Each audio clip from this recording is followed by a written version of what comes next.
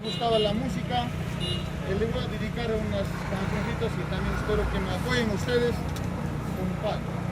Y también decirle a la señora que de lo que hemos escuchado, también en sus cumpleaños hemos escuchado, siempre ha dedicado a todas sus familias que era un gran héroe, un gran ejemplar, y a sus hijos lo ha dejado. Y esos hijos también nosotros pedimos como paisano, como poblano, que sean unidos, así como le está dejando la mamá.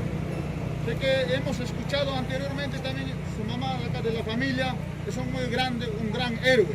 Muchísimas gracias y le voy a dedicar una música. Por favor.